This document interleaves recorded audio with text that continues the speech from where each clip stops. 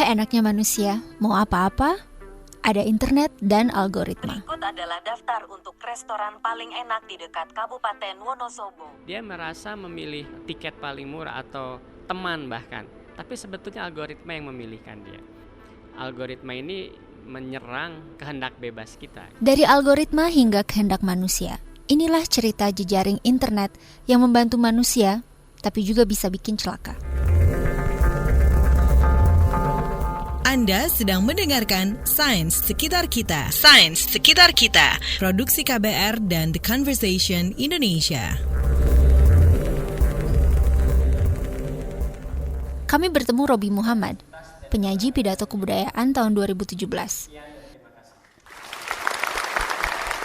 Fisikawan yang menyeberang ke sosiologi, ilmuwan dan entrepreneur yang bikin usaha rintisan berbasis analisis jejaring sosial. Narasumber yang pas buat ngobrol tentang algoritma. Algoritma ini kan sebetulnya adalah sebuah metode yang memang pintar atau cocok sekali buat komputer karena dia memilah-milah informasi yang ada berdasarkan data historis, data yang ada. Jadi kalau misalnya kita mau cari restoran yang enak, algoritma ini akan mencari semua data mengenai restoran yang ada, lalu dia akan dengan algoritmanya masing-masing menyimpulkan mana yang paling cocok buat kita. Algoritma hadir di dalam genggaman kita, di mesin pencari dan media sosial, menampilkan informasi, iklan, film, lagu, dan rujukan teman yang sesuai data pribadi dan kesukaan kita. Semuanya serba disesuaikan, termasuk preferensi politik dan debat-debat yang menyertainya. Bayangkan jika ada 100 juta orang menggunakan media sosial, timeline-nya berbeda satu sama lain. Maka setiap 100 orang dari 100 juta orang tersebut memiliki definisi realitas yang berbeda. Kasus mantan Gubernur Jakarta Basuki Cahayapurnama yang disangka menista agama dan pilkada yang datang di tengah-tengahnya jadi merembet ke atau jangan-jangan disumbang oleh media sosial kita. Layar handphone panas, kepala dan hati lebih panas lagi. Dan tebak siapa yang menangguk rezeki? Model bisnis semua media sosial itu semakin orang emosional itu bisa positif negatif ya. Itu semakin untung mereka karena kita semakin banyak sharing, semakin cerewet, semakin banyak update status kan intinya gitu. Semakin kita ekspresif emosi kita. Jadi mereka akan berusaha membuat kita semakin emosional. Nah, kita semakin emosional tentu emosional ini pada ujungnya apalagi ketika berusaha mencari popularitas di media atau media sosial akan mengambil posisi yang relatif ekstrim sehingga muncul polarisasi ini. Dr. Panos Parpas, dosen analisis kuantitatif dan sains di balik pengambilan keputusan di Imperial College London, menyebut algoritma itu seperti resep bikin kue. Dia akan mengambil variasi teknik dan bahan terbaik untuk bikin kue paling enak. Belum mudeng juga. Cek cerita Mike McCready yang mengembangkan algoritma untuk menganalisis lagu-lagu hits di Amerika. Algoritma mempreteli lagu-lagu jadi melodi, tempo, progresi chord, dan menyimpulkan begini loh melodi, tempo, chord terbaik untuk bikin lagu nomor 1. Sama kayak bikin resep.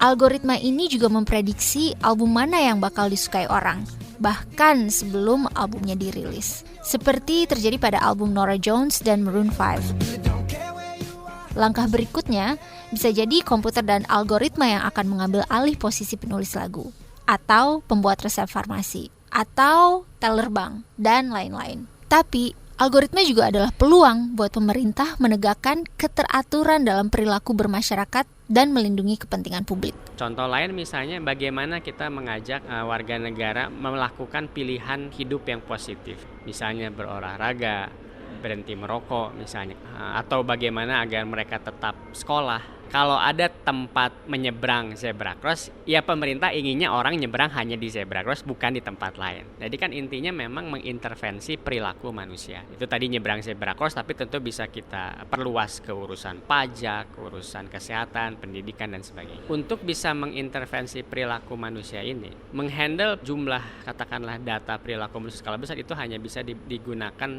melalui algoritma.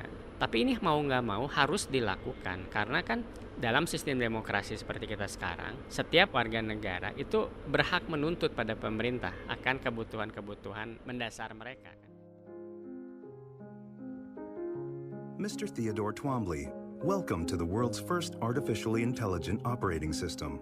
We'd like to ask you... Bayangkan Anda sebagai tokoh Theodore di film Her, film terbaik Golden Globe tahun 2014.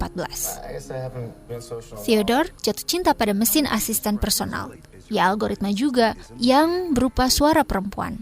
Hello, I'm here. Hi. Hi, I'm Samantha.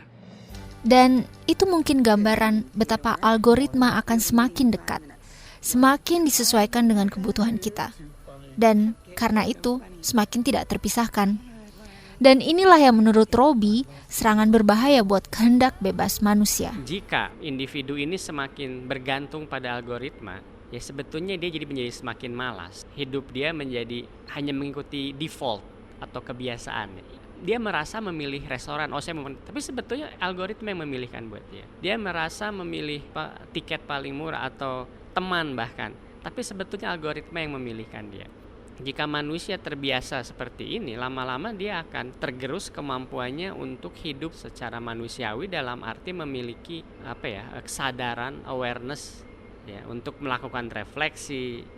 Algoritma ini menyerang kehendak bebas kita. Oke, itu berat, tapi berharga buat direnungkan. Oke Google, makan siang enak? Berikut adalah daftar untuk makan siang enak dalam jarak 10 km. Sains Sekitar Kita. Sains Sekitar Kita. Produksi KBR dan The Conversation Indonesia.